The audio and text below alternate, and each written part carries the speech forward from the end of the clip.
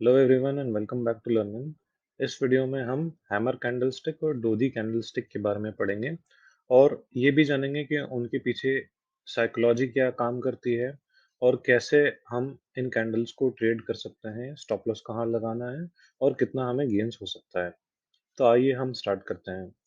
सबसे पहले मैं आपको कुछ दिखाना चाहता हूँ।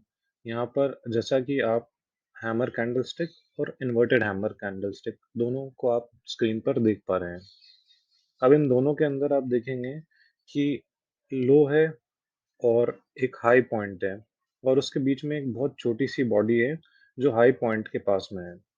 ये वाली कैंडलस्टिक को हम हैंगिंग मैन बोलते हैं और ये आपको अप ट्रेंड में मिलेगी। यानी कि एक एग्जांपल के थ्रू आप जैसे समझ सकते हैं, अगर एक स्टॉक है 100 रुपीज पर आज ट्रेड हो रहा है, कल को वो 250 तक पहुंच जाता है, यानी कि आपको 150% रिटर्न मिल गया है। अब वहां पर जाकर फॉर्मेशन चालू होता है हैमर कैंडलस्टिक पैटर्न का। यानी कि स्टॉक ऊपर जाने की कोशिश कर रहा है, लेकिन ऊपर में उसको रेजिस्टेंस मिल रहा है और वो ऊपर जा नहीं पा रहा है। तो होता क्या है, बाइंग एक्टिविटी नीचे से स्टार्ट होती है, लेकिन सेलिंग प्रेशर ऊपर से आता है और वो स्टॉक को वहीं रोक देता है हाई पॉइंट पर ही। और सिमिलरली इसका जस्ट उल्टा ये होता है कि इन्वर्टेड हैमर, जो हैमर है हमारा पैटर्न, इसका जस्ट उल्टा होता है। अब हैमर कैंडलस्टिक पैटर्न में ये कलर ऑफ द बॉडी इतना इम्पोर्टेंट नहीं है। ये जो फॉर्मेशन है कि नीचे से बाइंग एक्टिविटी बहुत स्ट्रांग आई, लो काफी गया था, लेकिन ऊपर में आके छोटी सी बॉडी बनाकर बंद हो गया। इसका मतलब ये सिग्निफाई करता है कि ऊपर में जो बुल्स प्रेशर क्रिएट कर रहे हैं और भी बाय करने की कोशिश कर रहे हैं, लेकिन यहाँ पर कोई सेल कर रहा है और सेल अच्छा खासा कर रहा है। और अब जो है प्राइस एक्शन उसको फॉलो नहीं कर रहा है, इसलिए छोटी बॉडी बनना स्टार्ट हुई है।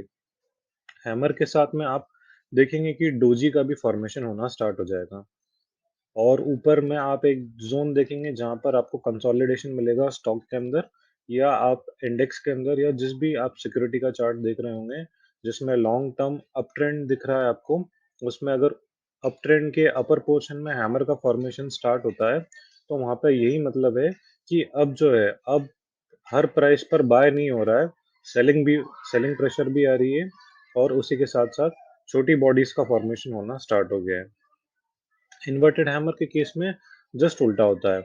बहुत लंबा डाउन ट्रेंड चला आ रहा है और उसके अंदर हम देखेंगे कि ऊपर से बहुत सेलिंग प्रेशर आया है, लेकिन नीचे से छोटी बॉडी का फॉर्मेशन हुआ है।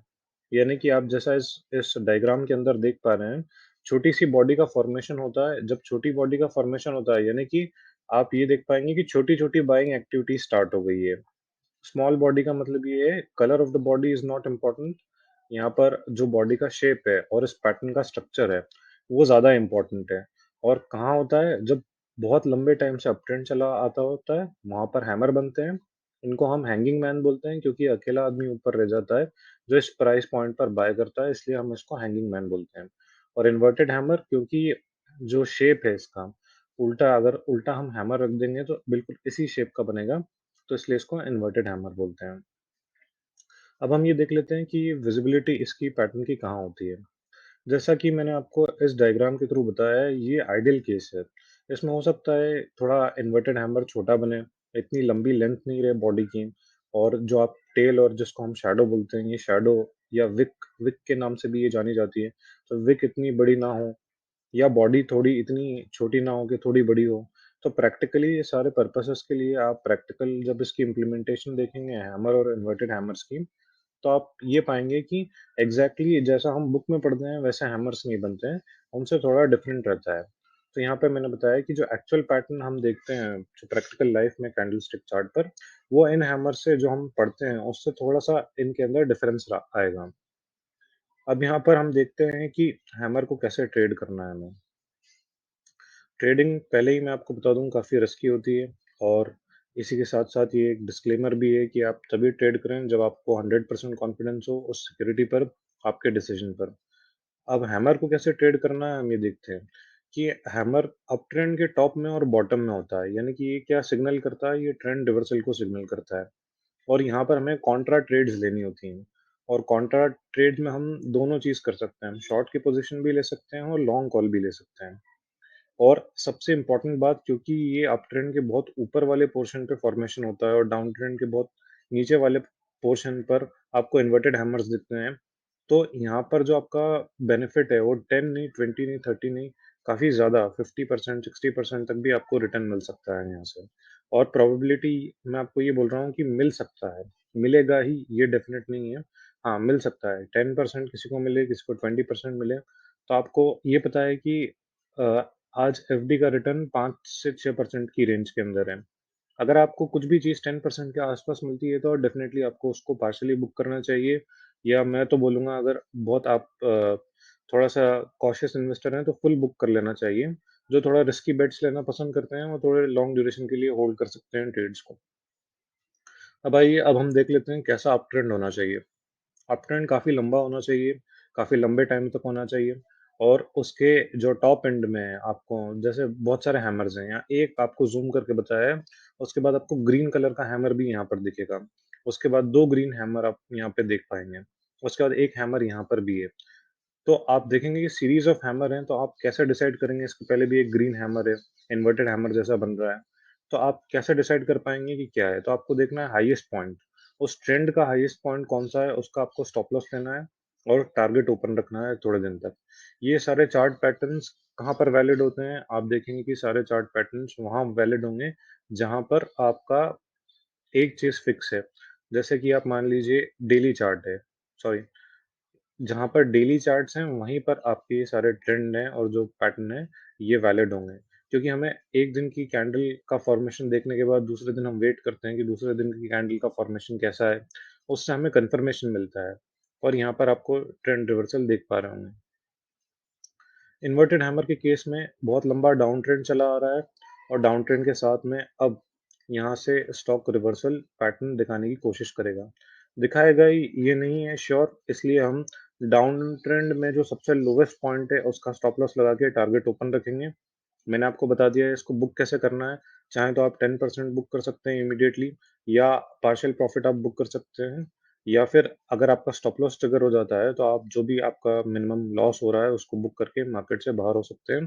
थोड़ा वेट करके फिर से आप पैटर्न के साथ में, अगर आपको ट्रेंड रिवर्सल पैटर्न दिखाई देते हैं, जैसे कि हैमर फिर से बनना स्टार्ट होते हैं और उसके बाद ग्रीन कैंडल स्टार्ट होती हैं, या रेड कैंडल्स भी होती हैं, लेकिन उनका जो हाई है, इस लो पॉइंट से ऊपर बनना स्टार्ट होता है।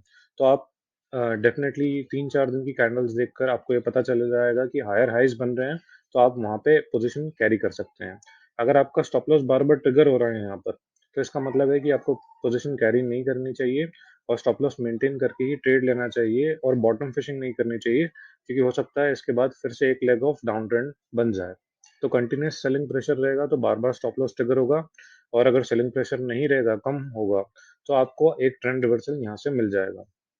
ये किसी भी सिक्योरिटी में हो सकता है, और कोशिश आप यही करें कि उन सिक्योरिटी में ट्रेड करें जिनकी लिक्विडिटी हाई होती है। लिक्विडिटी हाई होने से मतलब कि जिसमें जो आपका शेयर वॉल्यूम है, कम से कम आपका जो आउटस्टैंडिंग शेयर है कंपनी के 10 करोड़ या 50 करोड़ शेयर आउटस्टैंडिंग कम से कम रहना चाहिए, ताकि उस शेयर प्राइस को कोई भी आपका जो है इनसाइडर ट्रेडर या उसको आसानी से मूव ना कर पाए। जैसे स्मॉल कैप कंपनियाँ जो होती है, स्मॉल कैप यानी जिनका मार्केट कैप छोटा होता है, जैसे कि 500 करोड़, 1000 करोड़ या 5000 करोड़ तक का भी है, ये सारी स्मॉल कैप कंपनियाँ हैं। इनके शेयर प्राइस को बहुत आसानी से मूव कराया जा सकता है, केवल 2 लोग ट्रेड करके भी इनके शेयर प्राइस को 50% तक मूव ईज़िली करवा सकते हैं। और बड़ी कंपनियों के साथ में ये प्रॉब्लम नहीं होती है। तो लार्ज कैप में लिक्विडिटी ज़्यादा होती है, लेकिन मूवमेंट कम होता है, और small cap, mid cap company में मूवमेंट ज़्यादा होता है और लिक्विडिटी थोड़ी कम होती है। तो ये हमें हमेशा ध्यान में रखने वाली बात है। इसके साथ-साथ आप देखेंगे कि जैसे मैंने 2 पैटर्न आपको समझाए हैं, अभी एक हैमर समझाया है, उसके बाद इन्वर्टेड हैमर जो उसका जस्ट उल्टा होता है। अब हम देखेंगे कि हैमर और इन्वर्टेड हैमर के साथ आपको डोजीज़ भी फॉर्मेशन दिखेंगे। यानी कि आपको ऐसी कैंडल बनेगी जहाँ पे बॉडी ही नहीं होगी, केवल आपको शैडो ही दिखाई देगी। कुछ-कुछ इंस्टेंसेस में ऐसा होता है। तो इसका थोड़ा-सा डिस्क्रिप्शन दिया है, लेकिन जहाँ तक आप देख पाएँगे कि हैमर के जैसा ही इसका जो है फॉर्मेशन है ड्रैगनफ्लाई डोजी का, और ग्रेवस्टोन डोजी का इन्वर्टेड हैमर के जैसा फॉर्मेशन है, एक्सेप्ट कि इनकी बॉडी मिसिंग है, इसके अलावा कोई डिफरेंस नहीं है। तो हैमर के साथ अगर ये फॉर्मेशन आपको मिल रहा है तो इसका मतलब कंसोलिडेशन हो रहा है, और बहुत अच्छे से आपको यहाँ पर रिवर्सल आने वाला है बहुत जल्दी। अभी कंसोलिडेशन 2 दिन का, 5 दिन का, 10 दिन का, या 15 दिन का भी हो सकता है। ये कोई कह नहीं सकता कि कब कंसोलिडेट होगा और कब मार्केट एक डायरेक्शन पकड़ेगा और उसके साथ हमें बेनिफिट होगा। तो इसलिए ये अगर फॉर्मेशन हैमर के साथ लगातार होते हैं 4-5 दिन तक, तो आप श्योर रहिए कि इस चीज़ में आपको ट्रेंड रिवर्सल देखने को मिलेगा और वो हमारी डायरेक्शन में हो, नहीं हो, ये कोई भी नहीं बता सकता है। अ, दूसरी चीज़ इसके साथ आपको ये पैटर्न भी फॉर्मेशन डोजी स्टार और लॉन्ग लेग डोजी ये भी मिल सकते हैं लगातार। लेकिन ये आपको डोजीज़ जैसा आप देखेंगे, डोजीज़ आपको वहीं मिलेंगे जहाँ पे लिक्विडिटी कम है, यानी कि स्मॉल कैप और मिड कैप कंपनियों में। कभी भी लार्ज कैप कंपनीज़ में ऐसे आपको डोजी नहीं मिलेंगे। अगर ऐसे आपको लार्ज कैप कंपनीज़ में डोजी मिलते हैं, तो इसका मतलब है बहुत ज़्यादा मार्केट इनडिसाइसिव मोड में है, यानी कि मार्केट ये खुद डिसाइड नहीं कर पा रहा है, ट्रेडर, बायर और सेलर, कि अब हम बाय करें या सेल करें, यानी बहुत ज़्यादा कन्फ्यूजन में आ गए हैं। तो इसलिए आपको और लार्ज कैप कंपनी में अधिकतर बायर सेलर को थॉट क्लैरिटी रहती है कि हाँ, हमें बाय करना है या सेल करना है।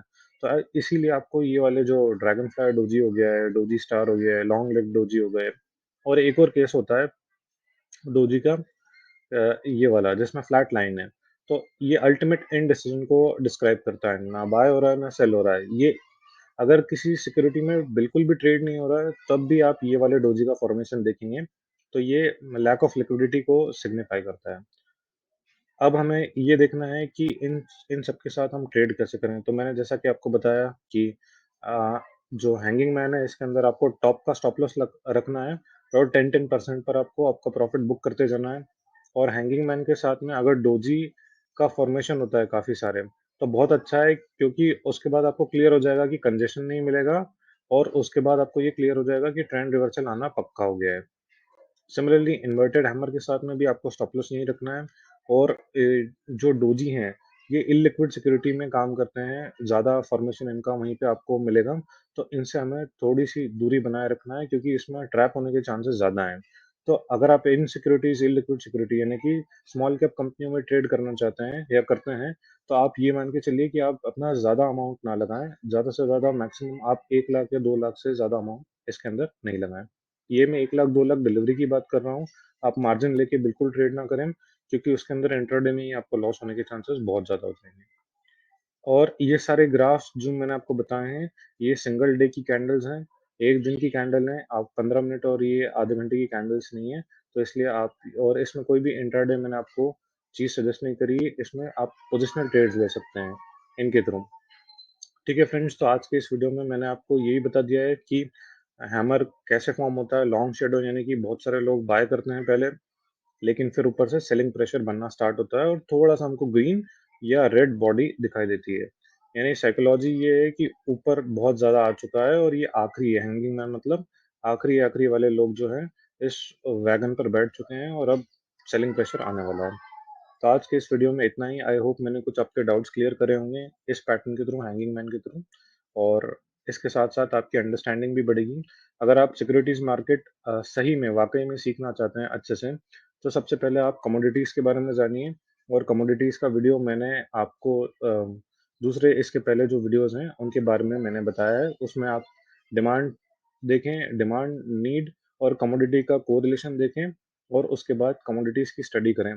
जब आप कमोडिटीज़ की स्टडी कर लेंगे, तो आपको इक्विटी समझना बहुत आसान हो जाएगा, क्योंकि कमोडिटीज़ जितनी सारी हैं, वो आपका रॉ मटेरियल का काम करती हैं इक्विटीज़ का। ठीक है?